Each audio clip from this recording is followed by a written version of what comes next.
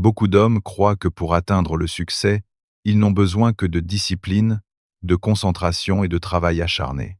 Ils croient que s'ils contrôlent leur agenda, leurs habitudes et leur esprit, tout le reste suivra naturellement. Mais malgré tout cela, beaucoup se sentent encore vides. Ils continuent à sentir qu'il leur manque quelque chose, que leur âme ne se repose pas, que leur effort ne les comble pas. Pourquoi? Parce qu'ils ont oublié la base la plus puissante de toutes, leur connexion avec Dieu. Ils ont construit des objectifs, mais sans but éternel. Ils ont poursuivi des réussites, mais avec une âme affamée. Moi, Brian Tracy, j'ai appris que le véritable ordre commence quand nous mettons Dieu au centre. Non pas comme un accessoire spirituel, mais comme la source de sagesse, de paix et de direction. Ce n'est pas de la faiblesse. C'est une force intérieure. C'est la clarté. C'est un but avec des racines profondes. Et quand tu le fais, tout change. Tes décisions deviennent claires. Ta concentration s'affine. Ta vie s'aligne. Parce que lorsque tu mets Dieu en premier, tout le reste trouve sa place. Et alors, enfin, tu vis avec un véritable pouvoir, avec un but éternel, avec une paix qui ne se brise pas, avec une boussole qui ne faille jamais.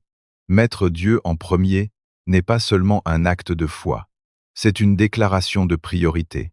C'est dire à la vie, au monde et à soi-même, je ne suis pas le centre. Il y a quelque chose de plus grand qui me guide. Et ce simple changement de perspective transforme tout. Parce que lorsqu'un homme se place au centre de son univers, tout dépend de sa force, de sa logique, de son contrôle. Mais lorsqu'il met Dieu en premier, il comprend qu'il existe un ordre plus sage, une force plus haute, une vision plus large qui transcende ses limitations humaines. Il ne s'agit pas de religiosité vide. Il s'agit d'alignement, de reconnaître que ton esprit, aussi brillant soit-il, a besoin de direction, que ta volonté, aussi ferme qu'elle paraisse, a besoin d'humilité, que ton ambition, aussi noble soit-elle, a besoin d'un but au-delà de toi-même. Beaucoup d'hommes se perdent dans le piège de l'autosuffisance. Ils croient que réussir est une question de stratégie, d'effort et de contrôle absolu. Et oui, ces éléments comptent. Mais ce n'est pas suffisant parce que la vie est incertaine. Parce qu'il y a des saisons qui te frappent sans avertissement. Parce qu'il y a des portes qui, peu importe combien tu pousses, ne s'ouvrent pas.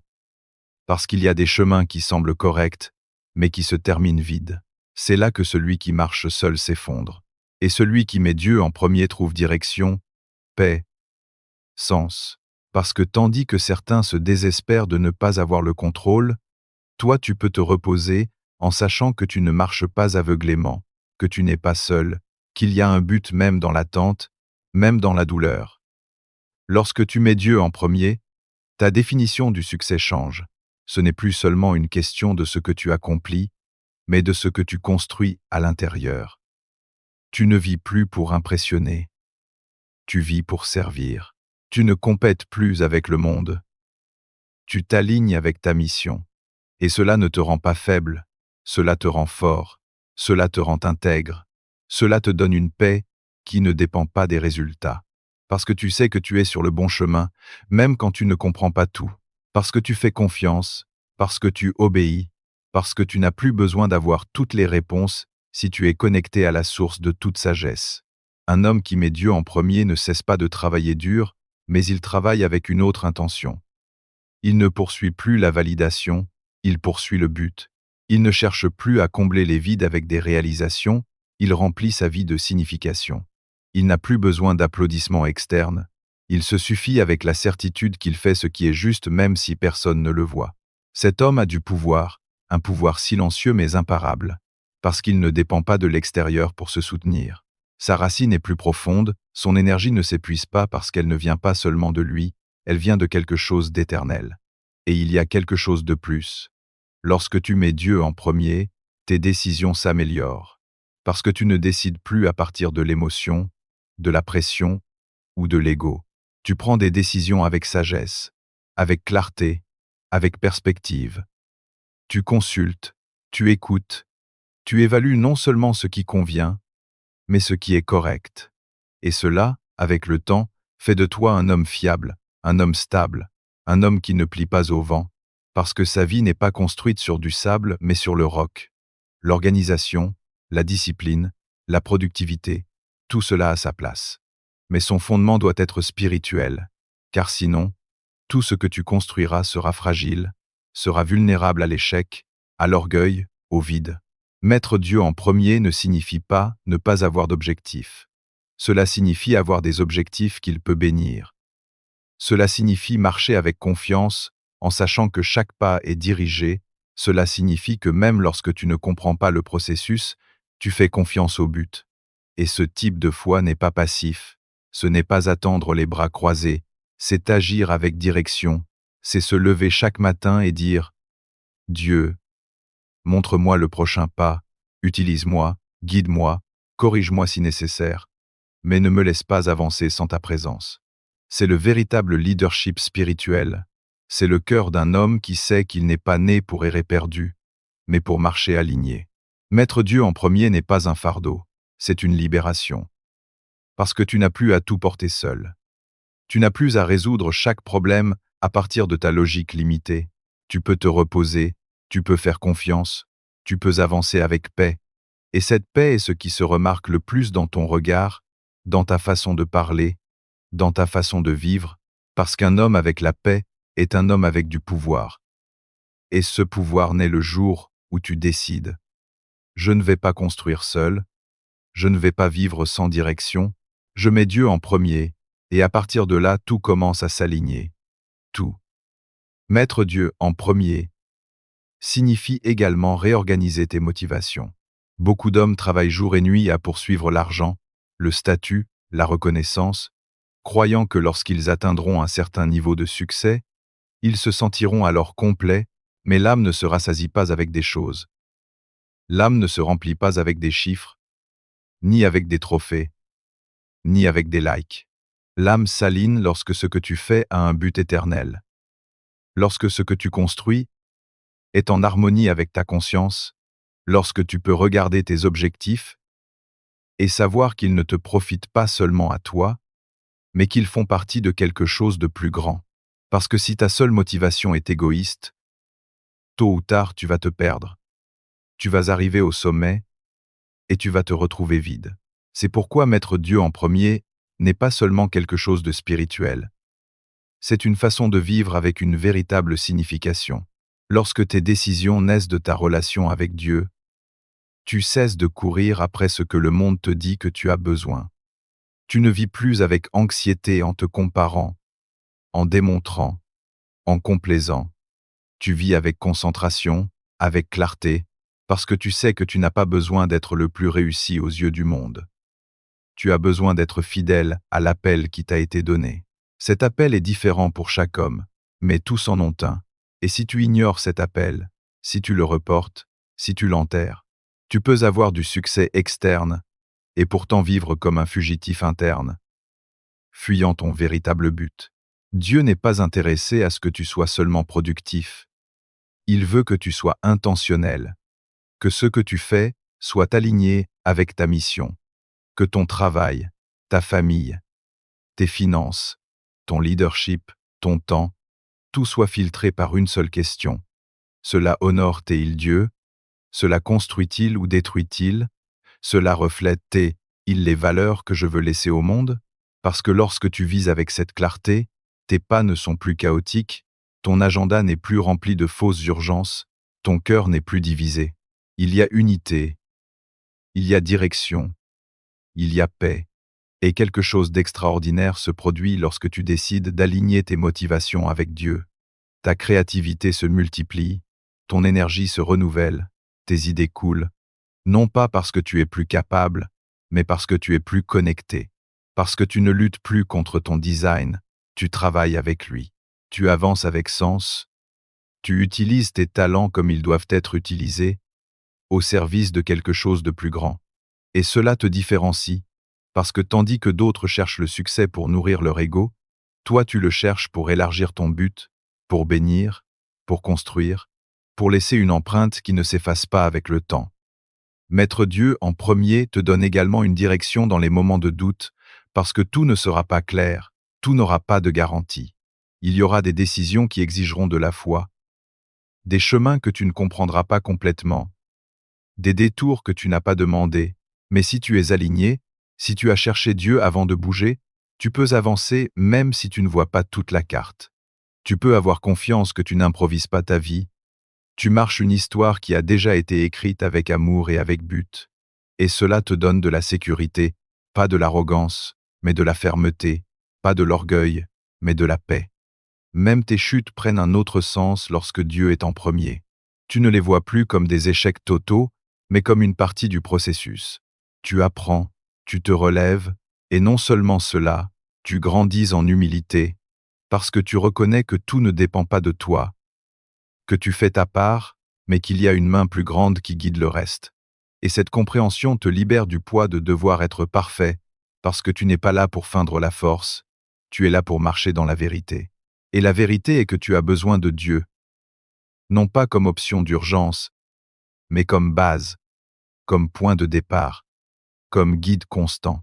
Et si tu le mets vraiment en premier, tu ne le limiteras pas au dimanche, tu ne l'enfermeras pas dans un coin spirituel, tu l'incluras dans tout, dans tes décisions d'affaires, dans ton traitement des personnes, dans la façon dont tu utilises ton temps libre, dans la façon dont tu réagis au conflit, parce qu'il n'y a pas de zone neutre où tu l'inclus, où tu le laisses dehors. Et le laisser dehors, c'est perdre la concentration, c'est risquer ta paix, c'est commencer à construire avec des matériaux faibles. C'est pourquoi l'organisation la plus importante que tu puisses faire dans ta vie est celle-ci, mettre Dieu en premier, et tout le reste à sa place correspondante. À partir de là, ta vie s'ordonne, ton âme se fortifie, et ton chemin prend sens. Mettre Dieu en premier signifie également soumettre ton ego, ce moi intérieur qui veut le contrôle absolu, qui désire toujours avoir raison, qui résiste à demander de l'aide, qui s'offense facilement, qui veut démontrer que tu peux seul. L'ego est le plus grand obstacle entre l'homme et la sagesse. Parce que tandis que l'ego dit « je peux », Dieu te dit « avec moi tu peux plus ». Tandis que l'ego exige reconnaissance, Dieu t'invite à servir en silence. Tandis que l'ego cherche à s'élever, Dieu t'enseigne à te baisser, à écouter, à obéir. Non pas pour t'humilier, mais pour te fortifier. Parce que l'homme qui se vide de lui-même se remplit de véritable pouvoir. Un pouvoir qui ne dépend pas de l'applaudissement, ni du résultat, ni de la domination. Un pouvoir qui naît de l'humilité et se soutient dans l'obéissance. Et cette obéissance n'est pas aveugle, c'est un choix quotidien. C'est reconnaître que ta vision, aussi large soit-elle, reste limitée, que tes plans, aussi bons qu'ils paraissent, peuvent te dévier s'ils ne sont pas alignés avec l'Éternel, que ton chemin a besoin d'une direction constante. Mettre Dieu en premier n'est pas se rendre au hasard, c'est se rendre à une volonté qui voit plus loin, qui connaît ton design, qui veut le meilleur pour toi, même si cela implique un inconfort temporaire. Parce que parfois Dieu te demandera de faire une pause quand tu voudras courir, il te demandera d'attendre quand tu voudras forcer, il fermera des portes quand tu insisteras pour les ouvrir. Et si tu n'as pas appris à soumettre l'ego, tu verras ces signes comme des échecs. Mais si Dieu est en premier, tu comprendras que même ce que tu ne comprends pas a un but. Les hommes qui se perdent le plus dans la vie ne sont pas ceux qui manquent de talent. Ce sont ceux qui vivent guidés par leur ego, qui n'acceptent pas la correction, qui s'isolent, qui sont aveuglés par leur ambition, qui confondent confiance avec arrogance. Et le plus dangereux de tout, ils croient que leur succès est un mérite propre. Ils oublient la grâce, ils oublient la source, ils oublient Dieu. Et cet oubli les désoriente, les endurcit, les rend vulnérables à des chutes profondes. Parce que lorsqu'un homme oublie qui le guide, il commence à marcher comme un orphelin émotionnel, avec faim de validation, avec peur de l'erreur, avec désespoir pour maintenir l'image. C'est pourquoi mettre Dieu en premier est aussi une protection contre toi-même, contre tes impulsions, contre tes erreurs, contre tes aveuglements. C'est dire, je ne vais pas faire confiance seulement à mon jugement. Je vais chercher conseil. Je vais me rendre à la vérité, même si cela fait mal. Je vais accepter que tout ne tourne pas autour de moi.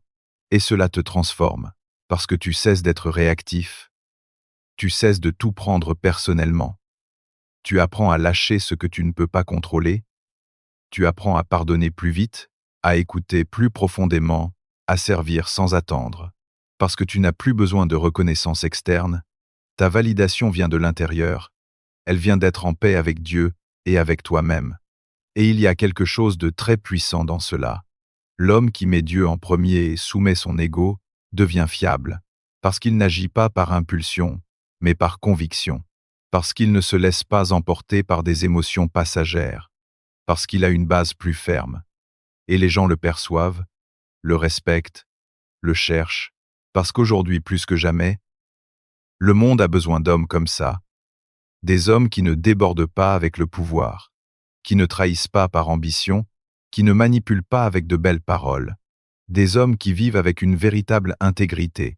Et l'intégrité n'est d'une seule source, vivre sous le regard de Dieu, non sous le regard des hommes. Ne te trompe pas. Mettre Dieu en premier ne t'enlève pas de force. Cela te donne de l'autorité. Cela ne t'enlève pas de liberté. Cela te donne un but. Cela ne te rend pas faible, cela te rend invincible de l'intérieur. Parce que lorsque l'ego se soumet, l'âme respire. Et lorsque l'âme respire, le chemin s'éclaircit. Et lorsque le chemin s'éclaircit, tu ne cours plus comme un désespéré, tu marches comme un homme qui sait où il va, qui le guide, et pourquoi il est ici. Cet homme peut être toi. Si tu décides aujourd'hui de ne plus vivre depuis l'ego, si tu décides aujourd'hui de rendre ce que tu es, ce que tu fais, et ce dont tu rêves, à celui qui sait tout, qui soutient tout, et qui peut faire beaucoup plus avec toi que ce que tu pourrais accomplir seul en toute une vie.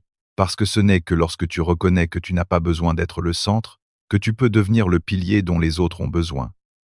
Et cela commence lorsque tu mets Dieu en premier. Lorsque tu décides de mettre Dieu en premier, même ta façon de travailler change. Tu ne travailles plus pour survivre, ni seulement pour accumuler. Tu travailles comme un acte de service, comme une extension de ton but, comme une façon d'honorer les dons qui t'ont été donnés. Parce que tu comprends que chaque talent que tu possèdes n'est pas une coïncidence, c'est une responsabilité. Et si Dieu t'a donné la capacité de diriger, d'enseigner, de construire, de guérir, de créer, alors ton devoir est de multiplier cela, non de le cacher, non de l'enterrer dans la paresse, ni de l'utiliser seulement pour ton bénéfice. Le travail cesse d'être un fardeau lorsque tu comprends qu'il fait partie du plan, qu'il ne s'agit pas seulement de toi, mais de l'impact que tu peux avoir sur les autres. Et ici, je veux te rappeler quelque chose d'important. Si ce message t'aide, si quelque chose en toi bouge, abonne-toi à la chaîne pour ne pas manquer les prochaines vidéos, et dis-moi dans les commentaires quel domaine de ta vie tu dois placer sous le contrôle de Dieu. Je lirai chaque réponse, parce que c'est là, dans le quotidien, que se reflète vraiment s'il est en premier, non seulement dans les prières, non seulement dans les paroles, dans ce que tu choisis quand personne ne te voit, dans comment tu réponds quand tu es fatigué, dans comment tu traites les autres quand il n'y a ni applaudissement, ni récompense.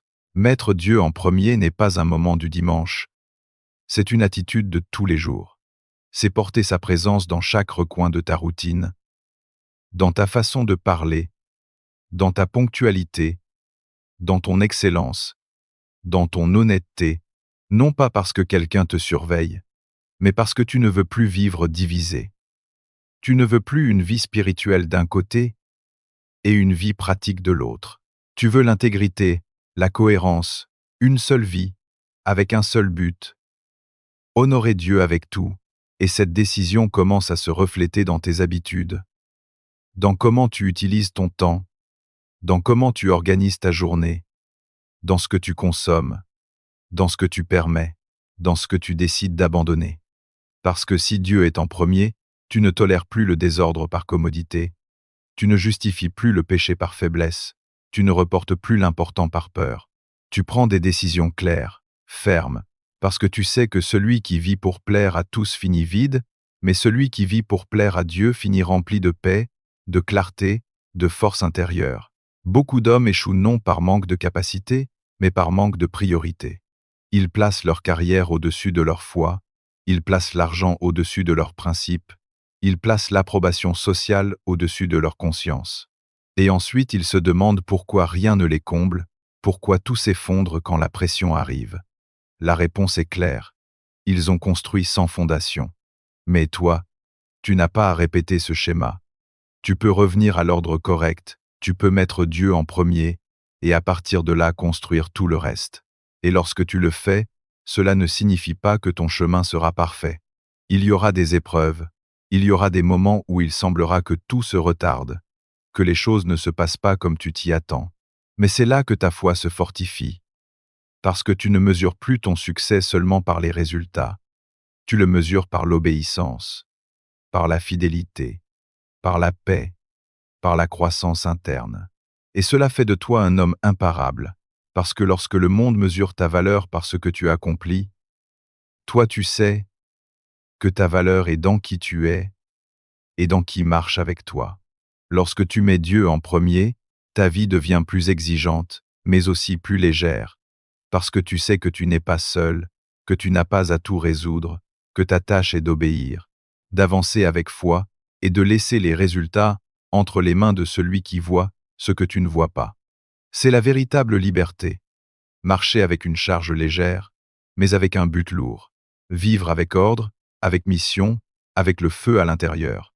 Et tout cela commence le jour où tu prends la décision de réorganiser ta vie, non pas à partir de l'agenda, mais à partir du cœur, et de dire « Dieu, toi en premier, toujours toi en premier », parce que lorsqu'il est à la bonne place, tout le reste trouve aussi sa place. Mettre Dieu en premier transforme également ta façon de te relier aux autres, parce que lorsqu'il occupe le centre de ta vie, tu ne peux plus continuer à voir les personnes comme des outils, comme des obstacles, ou comme des ornements sur ton chemin. Tu commences à les voir avec un autre regard, avec compassion, avec patience, avec vérité. Tu ne réagis plus à partir de l'orgueil, tu réagis à partir de l'amour. Tu ne te hâtes plus de juger, tu prends le temps de comprendre. Parce que tu comprends que chaque personne, même celle qui te blesse ou te déçoit, mène sa propre bataille intérieure. Et au lieu d'imposer ton jugement, tu choisis de refléter la grâce que tu as aussi reçue. Cela ne te rend pas faible, cela te rend conscient, cela te rend mature, cela te rend humain. Lorsque tu mets Dieu en premier, tu comprends que tu ne peux pas proclamer une foi qui ne se voit pas dans ton traitement quotidien. Tu ne peux pas dire que tu crois au pardon si tu ne le donnes pas. Tu ne peux pas dire que tu crois en la vérité si tu mens quand cela te convient. Tu ne peux pas dire que tu cherches la volonté de Dieu si tu continues à utiliser les gens pour tes propres fins.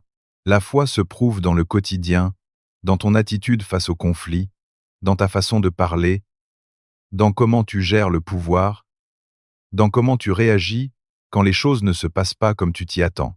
Et c'est là que l'on remarque le plus si vraiment il occupe la première place ou si tu le mentionnes seulement quand cela te convient. Les relations humaines deviennent plus stables lorsqu'elles sont construites sur la base d'une vie spirituelle solide, parce que tu n'as plus besoin de manipuler pour te sentir valorisé, tu n'utilises plus le contrôle comme défense, tu ne dépends plus de l'approbation externe pour valider ton identité. Tu sais qui tu es, tu sais à qui tu appartiens, et à partir de là tu peux aimer sans peur, servir sans orgueil, corriger sans blesser, parce que tes paroles cessent d'être des armes et deviennent des ponts. Parce que ta présence n'impose plus, elle inspire. Et cela se remarque surtout dans la famille, dans ton rôle de fils, de mari, de père, de frère. Lorsque Dieu est en premier, ta maison devient une extension de ta foi. Tu n'as pas besoin de réciter des versets pour le démontrer. Tu le démontres lorsque tu écoutes avec patience, lorsque tu pardonnes rapidement, lorsque tu corriges avec fermeté et amour, lorsque ta parole a du poids, non pas par le volume, mais par la cohérence. Parce que tu vis ce que tu dis, parce que ta vie a de l'intégrité. Et l'intégrité devient le plus grand cadeau que tu puisses laisser à ceux qui t'entourent, plus que les héritages, plus que les conseils, une vie congruente. Cela change aussi ta façon de diriger. Parce que si Dieu est en premier, tu ne diriges plus à partir de l'ego, tu diriges à partir du service. Tu ne cherches plus de suiveurs, tu cherches à former des leaders. Tu n'imposes plus d'autorité, tu inspires le respect, parce que tu reconnais que le leadership est un privilège prêté, non pas un droit éternel. Et ce type de leadership a un impact, laisse une marque, parce qu'il ne transforme pas seulement les structures, il transforme les personnes. Et cela se produit seulement lorsque le leader a appris à se soumettre d'abord à quelque chose de plus grand que lui-même. Même dans tes moments de solitude, mettre Dieu en premier te fortifie. Parce que tu sais que même si les autres te font défaut, même si les applaudissements s'éteignent, même si les saisons changent, il demeure. Sa présence ne dépend pas de ta performance. Son amour ne se base pas sur tes réalisations. Sa guidance ne s'éteint pas quand tu échoues. Et cela te donne stabilité, te donne consolation, te donne un rocher ferme quand tout le reste tremble. Parce qu'il n'y a pas de douleur plus profonde que de se sentir seul au milieu du bruit. Et il n'y a pas de consolation plus forte que de savoir que Dieu est toujours là quand tous les autres partent. Mettre Dieu en premier ne change pas seulement ce que tu fais, cela change ce que tu es. Parce que cela t'oblige à revoir tes intentions, à ajuster tes paroles, à guérir tes relations, à pardonner là où avant tu gardais de la rancune, à servir là où avant tu exigeais, à aimer là où avant tu n'attendais qu'être aimé. Parce que tu comprends que chaque personne qui entre dans ta vie n'est pas une coïncidence, c'est une opportunité d'apprendre, de grandir, de refléter ce que toi-même tu as reçu. Et lorsque tu fais cela, lorsque tu vis ainsi, ton monde change, et celui de ceux qui t'entourent aussi. Et tout cela commence non pas avec une grande décision publique, mais avec un acte silencieux de reddition interne, un moment où tu dis « Dieu, prends aussi mes relations, nettoie-les, dirige-les, rends-les cohérentes avec qui tu dis que je suis. » Parce que mettre Dieu en premier n'est pas seulement réorganiser ton agenda, c'est réorganiser ton cœur. Et à partir de là, toutes tes connexions prennent vie, but, pouvoir. Parce que l'amour le plus transformateur naît d'une vie alignée avec sa source. Mettre Dieu en premier change également ta relation avec le temps.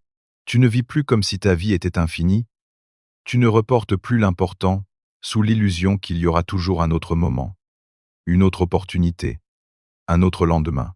Tu commences à vivre avec une urgence sage, avec une concentration intentionnelle. Parce que tu comprends que chaque minute qui t'a été donnée est un prêt, non pas une garantie. Et lorsque tu reconnais cela, tu commences à mieux choisir, à dire plus souvent non à ce qui distrait et oui à ce qui construit. Parce que l'homme qui met Dieu en premier ne se laisse pas emporter par le courant du monde, il s'arrête, évalue et demande « Ceci fait-il partie de mon but ou ne fait-il que remplir l'espace ?» Et à partir de cette question, il redessine sa vie.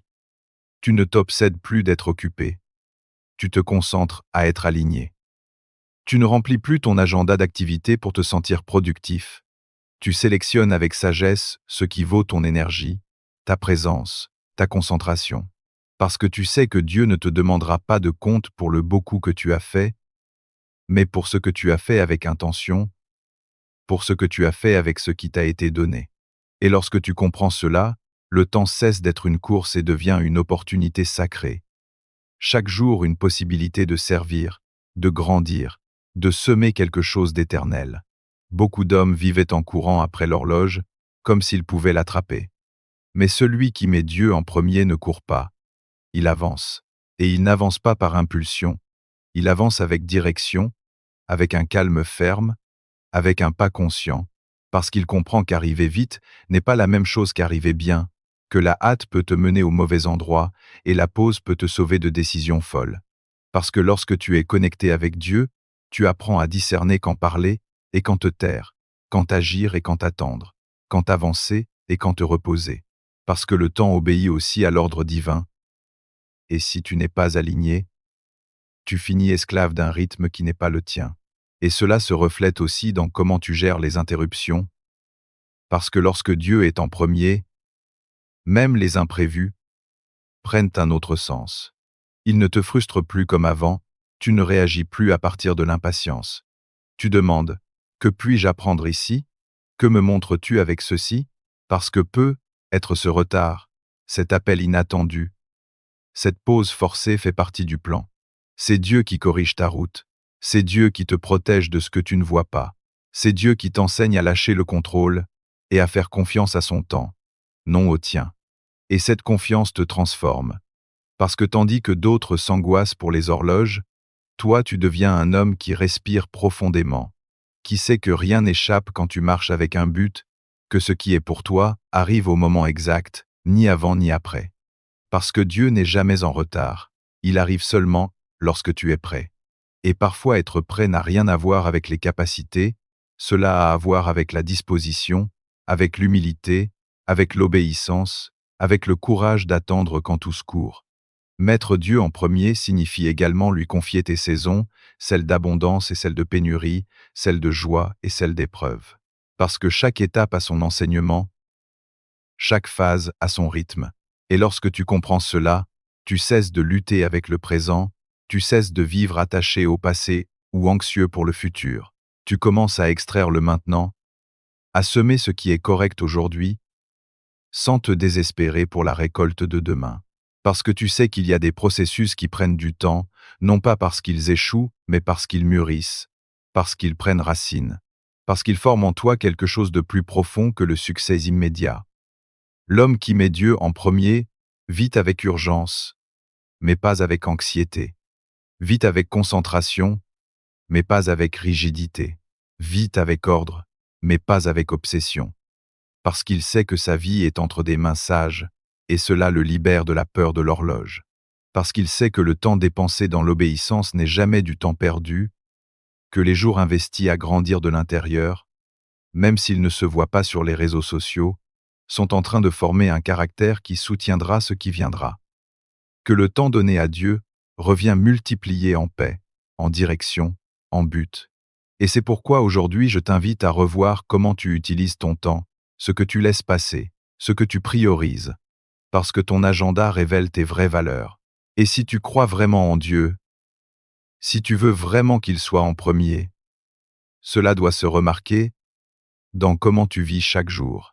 Parce qu'il n'y a pas de foi réelle sans action, il n'y a pas d'ordre sans intention, il n'y a pas de but sans direction. Et tout commence avec la chose la plus simple. Mettre Dieu en premier chaque matin, avant de regarder l'horloge, avant d'allumer le portable, avant de courir pour accomplir des tâches. Commencer avec lui, c'est bien commencer. Et lorsque tu commences bien, ta journée et ta vie se réordonnent à partir de l'Éternel. Lorsque tu décides de mettre Dieu en premier, tu dois également apprendre à faire confiance même lorsque tu ne comprends pas. Et cela, pour beaucoup d'hommes, est le plus grand défi. Parce que nous avons été entraînés à chercher la logique, les résultats, les certitudes. Nous voulons comprendre chaque étape, contrôler chaque variable, avoir toujours un plan de secours. Mais la foi ne fonctionne pas toujours ainsi. Parfois, Dieu t'appelle à avancer sans explication, à marcher sur un terrain instable, à lâcher le sûr pour entrer dans l'inconnu. Et si tu n'es pas disposé à lâcher le contrôle, tu ne verras jamais ce que Dieu peut faire au-delà de tes plans. Parce qu'il y a des moments où il brise tes schémas pour te montrer que ta logique ne suffit pas, que ton intelligence ne suffit pas, que ton expérience ne te donne pas toutes les réponses. Et là, au milieu de l'incertitude, c'est là que se forge la véritable confiance. Lorsque tu choisis de continuer même si tu ne vois pas, lorsque tu décides d'obéir, même si tu ne comprends pas, lorsque tu dis « oui » même si ton ego crie « attends », c'est la foi qui transforme, la foi qui transcende, la foi qui te libère du poids de vouloir tout avoir résolu. Et cette confiance se pratique, elle ne naît pas d'un moment émotionnel, elle naît d'une décision constante, jour après jour, dans le petit, dans le silencieux, dans ce que personne ne voit. Parce que faire confiance à Dieu n'est pas seulement pour les grands moments, c'est pour le trafic, pour les retards, pour les mauvaises nouvelles, pour les décisions difficiles. C'est dans ces moments que l'on mesure si vraiment il est en premier ou s'il n'est qu'une partie de ta vie, tant que tout est sous contrôle. Les hommes les plus forts ne sont pas ceux qui ont le plus de pouvoir. Ce sont ceux qui ont appris à se rendre, à reconnaître qu'ils ne savent pas tout, qu'ils ne contrôlent pas tout, qu'ils ont besoin de guidance. Et cette reddition ne te rend pas moins homme, elle te rend plus sage. Parce que tandis que d'autres s'usent pour avoir raison, toi tu cherches la direction. Tandis que d'autres se consumant pour maintenir une image, toi tu cherches la vérité. Tandis que d'autres feignent la force, toi tu construis le caractère. Parce que tu sais qu'un homme qui s'agenouille devant Dieu se lève avec plus d'autorité que celui qui ne se brise jamais. Et faire confiance à Dieu signifie également accepter que son temps est différent, que ce que tu appelles retard, il l'appelle préparation. Que ce que tu vois comme perte, il l'utilise comme leçon, que ce que tu ressens comme punition est souvent protection. Parce que si tu faisais confiance seulement lorsque tout va bien, ta foi ne serait pas foi, ce serait commodité. Mais lorsque tu fais confiance même dans l'épreuve, dans le silence, dans l'attente, c'est là que tu deviens incassable. C'est là que ton âme se fortifie vraiment. Et tandis que tu fais confiance, tu apprends également à agir, parce que la foi n'est pas passivité, ce n'est pas rester immobile en attendant que tout se résolve. C'est bouger avec direction, c'est faire ta part mais sans anxiété. C'est semer avec diligence mais laisser la récolte entre ses mains. C'est parler avec vérité mais laisser la transformation chez l'autre. C'est planifier avec excellence mais être disposé à ajuster lorsqu'il te l'indique. Parce que faire confiance n'est pas se croiser les bras, c'est avancer avec les yeux fixés au-delà du visible. Les grandes réalisations naissent de cette combinaison sacrée, foi et action, confiance et mouvement, reddition et fermeté. Et cette combinaison ne se donne que lorsque Dieu est en premier. Parce que si tu es en premier, tu chercheras toujours à t'assurer avant de faire le pas. Mais s'il est en premier, tu apprendras à faire des pas même lorsque tu ne vois pas tout l'escalier. Et c'est dans ces pas que s'activent les miracles, où se produisent des connexions inattendues, où ton histoire prend des tournants que tu n'aurais jamais écrits seul. Aujourd'hui, plus que jamais, le monde a besoin d'hommes qui marchent par la foi, non par la peur. Des hommes qui osent faire confiance au-delà de la compréhension, qui ne basent pas leur valeur sur les circonstances, mais sur la vérité, qui ne s'effondrent pas quand tout vacille, parce que leur fondation est en quelque chose ou en quelqu'un qui ne change pas. Cette force intérieure, cette clarté mentale, cette stabilité émotionnelle ne viennent pas de la connaissance humaine. Elles viennent de vivre avec une boussole plus haute que tes émotions, de vivre avec Dieu au centre.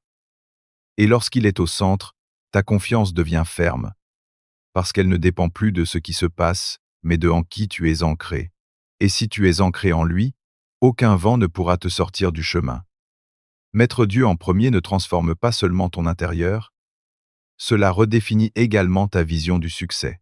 Parce que le monde a sa propre définition, accumuler, escalader, se démarquer, impressionner. Mais Dieu ne mesure pas le succès par des résultats visibles, il le mesure par la fidélité. Il ne s'intéresse pas à combien tu accomplis, si tu le fais déconnecter de ton but. Il n'est pas impressionné par ton influence si tu l'utilises seulement pour ton ego. Il ne célèbre pas ton impact si tu détruis ton âme dans le processus. Parce que dans le royaume, le succès n'est pas la renommée, c'est l'obéissance. Ce n'est pas combien tu es monté, c'est comment tu es monté. Ce n'est pas combien te suivent, c'est qui tu suis toi. Beaucoup d'hommes vivent épuisés parce qu'ils poursuivent un objectif qui ne leur appartient pas. Ils essaient de s'adapter à des moules étrangers. Ils suivent des standards qui leur promettent la plénitude, mais ne leur laissent que le vide. Et le vide est le signe que tu construis sans fondation, que tu cours sans direction, que tu triomphes pour le monde et échoues pour ton âme. Mais lorsque tu mets Dieu en premier, tout change. Parce qu'avant de te demander comment puis-je avoir plus, tu te demandes, ceci fait-il partie de mon appel?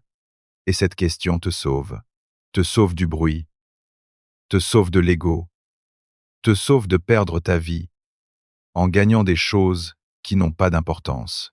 Parce que tu te rends compte que tu n'as pas besoin de compétitionner avec personne lorsque tu marches ton but, tu n'as pas besoin de te comparer lorsque tu sais que ton histoire a son propre design, tu n'as pas besoin de démontrer lorsque tu sais que tu accomplis ce qui t'a été confié.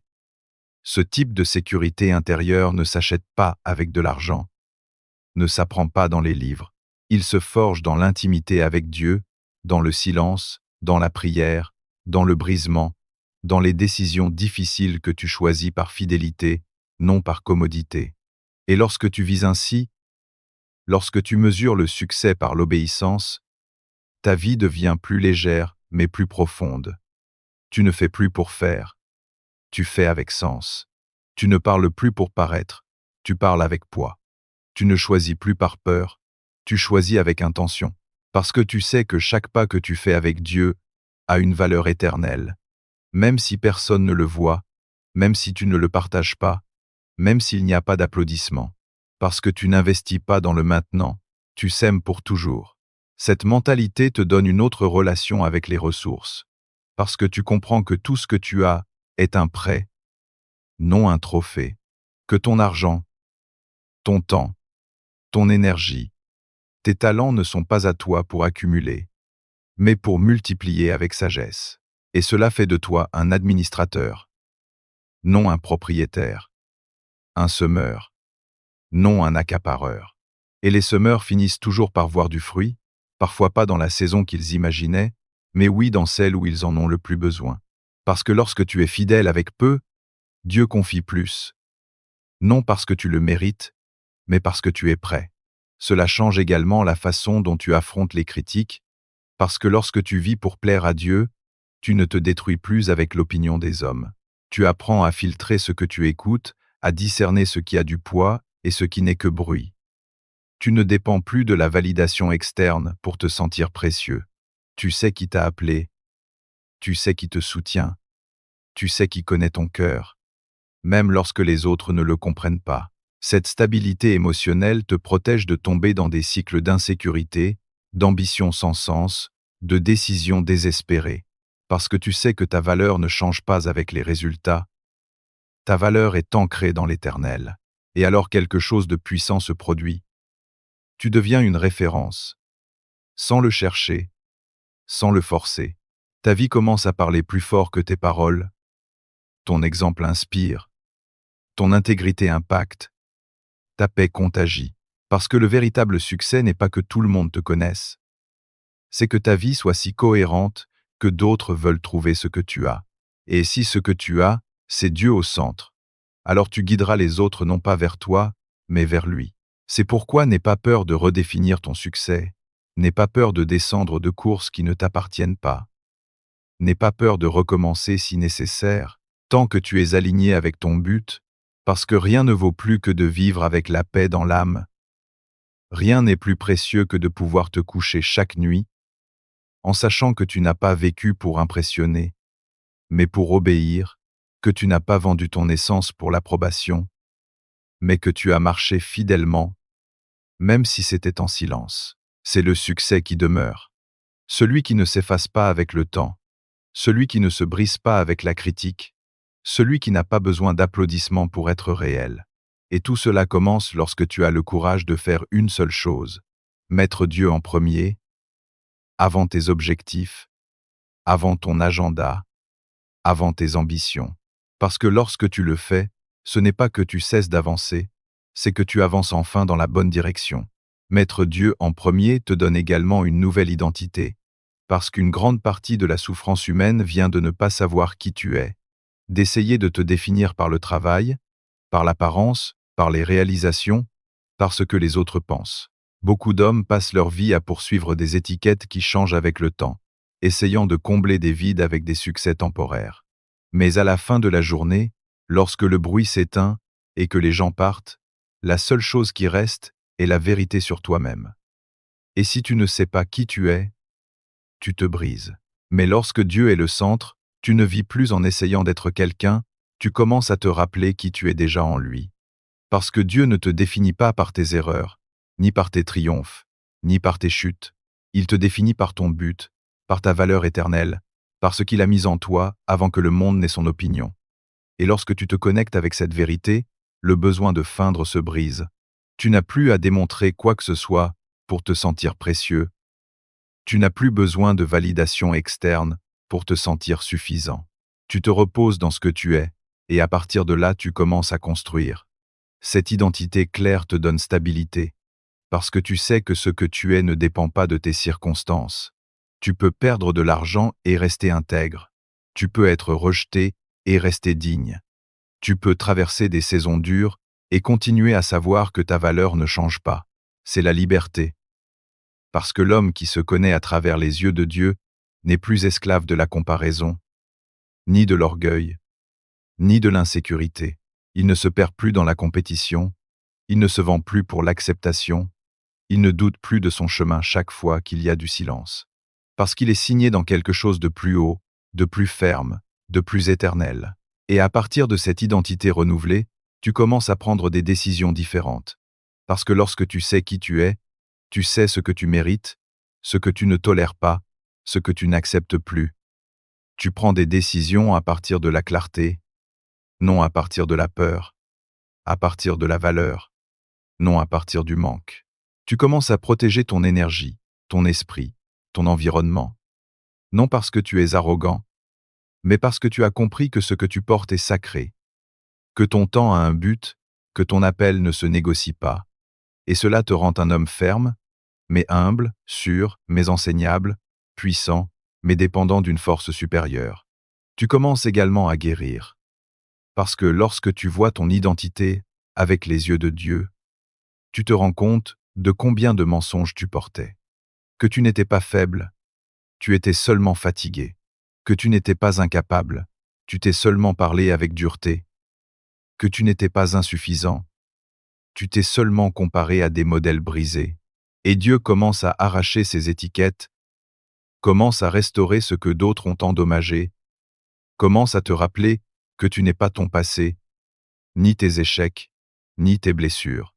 Tu es une œuvre en cours, tu es un témoignage en construction, tu es un but en chair et en os. Et cela change tout. Avec une identité renouvelée, ta voix change également. Tu ne parles plus à partir de la peur, mais à partir de la vérité. Tu ne réagis plus avec insécurité, mais avec sagesse. Tu ne cherches plus à être écouté à grands cris, parce que ta seule présence communique. L'homme qui sait qui il est impose sans imposer, impacte sans se vanter, guide sans contrôler, parce que son autorité naît de l'intérieur, d'une paix qui ne dépend pas des applaudissements, d'une certitude qui ne tremble pas lorsqu'on le critique, d'une connexion avec l'Éternel qui le maintient ferme, même lorsque tout autour change. Et cette identité te prépare à diriger, parce que tu ne diriges plus à partir du désir de reconnaissance, mais à partir du désir de servir. Tu n'as plus besoin d'être le centre, parce que tu comprends que ton rôle est d'être canal, canal de sagesse, canal de direction, canal de transformation. Parce que ta vie ne tourne plus autour de toi, elle tourne autour d'un but plus grand. Et ce changement de focus te libère, parce que tandis que le monde lutte pour briller, toi tu choisis d'illuminer. Et cette lumière, celle qui vient de savoir qui tu es en Dieu, ne s'éteint pas avec l'obscurité, elle devient plus forte.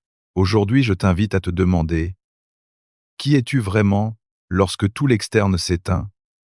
Sur quoi construis-tu ton identité? Parce que si tu te définis par le temporel, tu vivras en craignant de le perdre.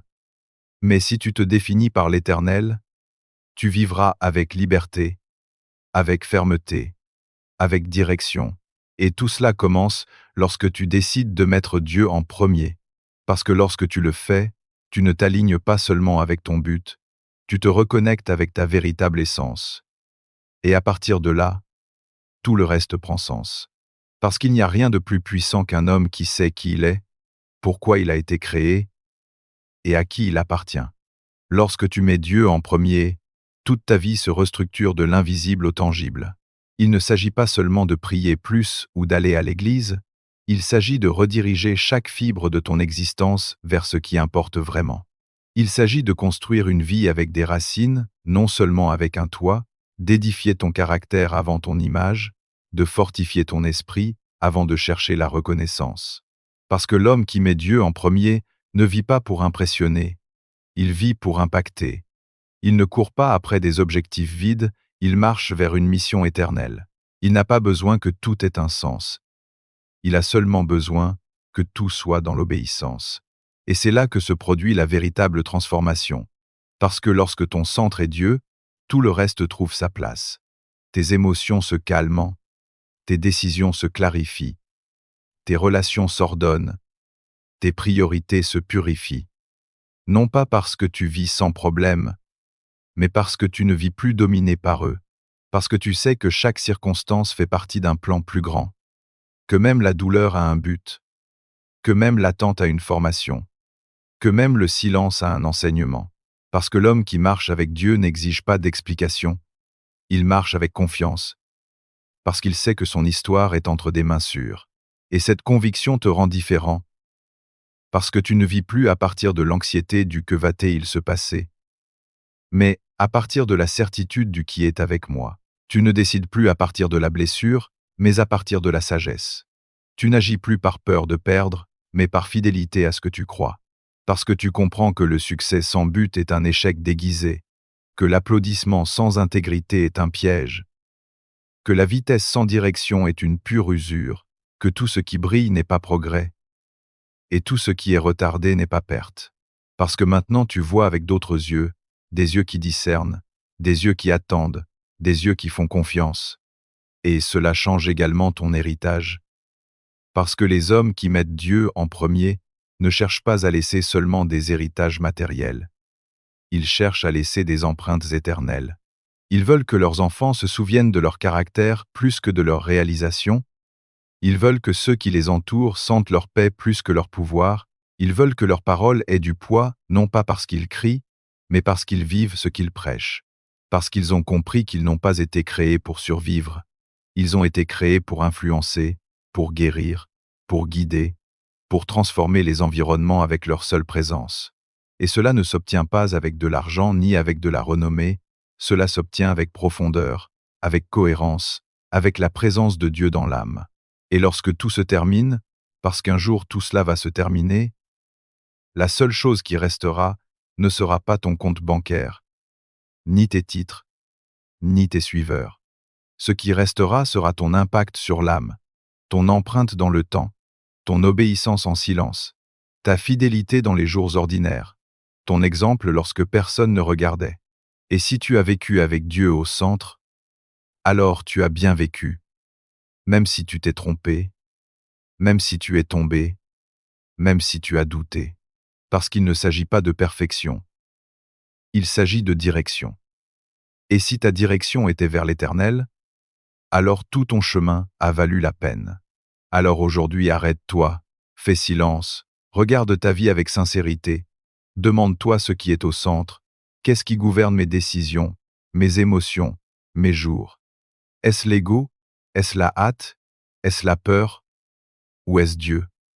Parce que c'est là qu'est la racine de tout. Et si tu décides de déplacer cette racine, tu changeras tout l'arbre. Et avec lui tu changeras ton fruit, ton impact, ta direction, ton éternité. Tu n'as pas besoin de tout savoir. Tu n'as pas besoin d'avoir tout clair. Tu as seulement besoin de prendre une décision radicale. Mettre Dieu en premier, dans tes matins, dans tes affaires, dans tes pensées, dans tes relations, dans ton but. Et lorsque tu le feras vraiment, tu le sentiras. Pas comme un éclair, pas comme un spectacle, mais comme une paix qui ne s'explique pas, comme une force qui te soutient, comme une clarté qui ne vacille pas. Et à partir de là, tu vivras différemment, tu marcheras avec fermeté, tu décideras avec sagesse, tu aimeras avec profondeur, tu impacteras sans t'en rendre compte. Et lorsque tu regarderas en arrière, tu verras que tout a commencé le jour où tu l'as mis en premier. Ce jour-là n'a pas changé le monde, il a changé quelque chose de plus important. Il a changé le tien pour toujours.